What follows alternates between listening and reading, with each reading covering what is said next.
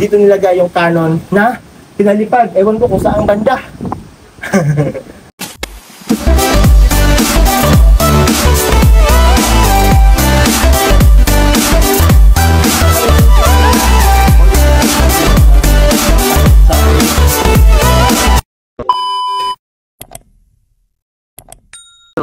Hello guys, andito tayo ngayon sa Old Town kung saan dito may kita yung preserved wall ng Southampton. So now, let's walk the Southampton wall.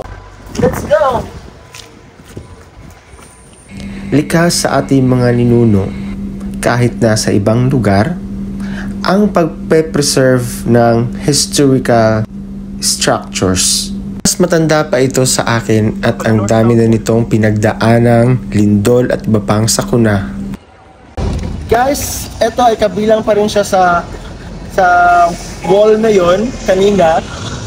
Ito ay preserved pa rin as Old Town. Yun.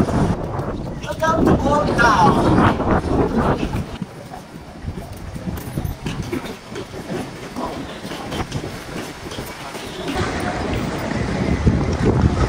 Guys, ito pala yung isa sa mga wall na kanina, ang town wall. Ito yung makikita mo yung mga historical information dito sa bawat wall. Kaya tara, puntahan natin. Tara. Meron pang nakadungaw dito na estatwa. So guys, alam nyo ba, napaka-historical nito. Pero ang alam nyo, hindi ko alam. Ayan. Guys, yung nakadungaw dito is si John Le Fleming. 1292 hanggang 1336, siya yung mayor of Southampton. Sculpture by Anthony Griffiths, 1991. So, it is funded by Southampton City Council as part of its Art in Public Places program. So, ginawa nila talaga to, hindi talaga to luma. Gawa nila to. Ito yung tinatayuan natin, ito yung preserved town wall dito sa Southampton. So guys, napakaganda. Ito yung isa sa mga pinupuntahan ng mga turista dito. Kasi nga, preserved siya. Makalumang estilo yung mga ginamit dito na materyales. Tara, let's continue.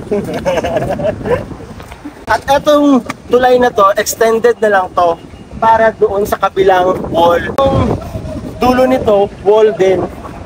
And here is the information about Southampton. Was once a fashionable seaside resort visited by many wealthy people. At least guys, nakapunta tayo dito for the vlog for massage or anything. So tara, samahan niyo ako.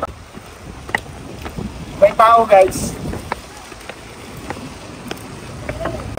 Baba na tayo dito sa ibaba. Kaya nakita nyo, parang gawa siya sa salt rock. Alam niyo yun? Kasi ako hindi ko alam. Kasi sinabi na sa akin na parang siyang gawa sa salt rock. Pero ang galing ng preservation nilang ginawa ha. Ewan ko kung ano nilagay nila dito para lang ma-preserve. Kasi ilang lindol na yung nagdaan dito. So guys, dito na yung labasan. Wow, ang galing oh. Diba? Pwede ka mapapicture dito. Pwede kayo mag-prenup. Kasalan agad. Wow guys, eto tignan nyo. Preserve na preserve talaga. Para siyang Malacastillo. Mamaya, bababa tayo doon sa kabila para makita natin yung walling doon mismo. So for now, andito tayo sa loob, sa ibabaw mismo ng wall. Guys, tinutur ko kayo.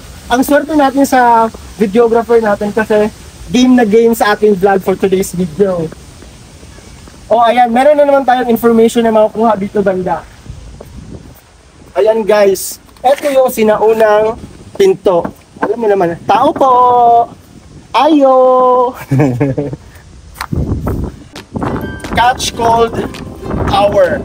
It was the last substantial addition to the medieval town walls and was purpose built to carry ordnance like cannon, in the early 15th century. So, probably mounted one gun in the vaulted chamber, which could be fired through one of 3 inverted hole gun ports and a larger gun on top.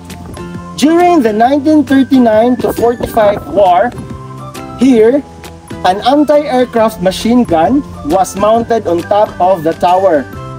This was probably the last use the town walls for defensive purposes. So, nagyan ito ng cannon na naging last use ng town wall na ito for defensive purposes. Di ba ang galing? Meron talaga siyang historical event dito during war. Parang katas ng war noong unang panahon, preserve lang. Ibig sabihin, noong unang panahon pa lang, preserve na. Napaka-pulidong pa. Pero hindi na siyang buong buo talaga yung wall. Kasi nga puto-puto na siya. Inaano lang nila, dinudugtungan gamit yung bridges and other means of yun. So guys, puntahan natin sa ibabaw. Kasi nga, tower di ba tower? Pag tower, meron niyang parang crown note, di ba? Tara, let's go. May footstep pa tayo. Chit-chak. Oh, may footstep pa. Dapat daw dito.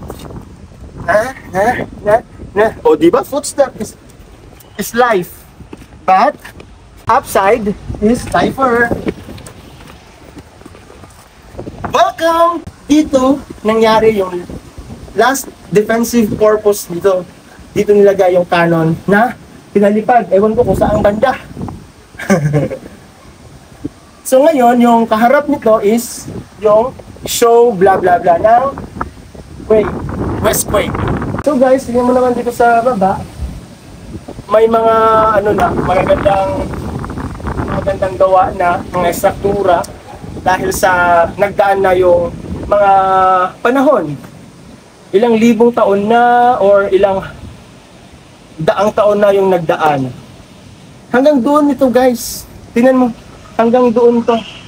Ayun. Bababa tayo doon banda.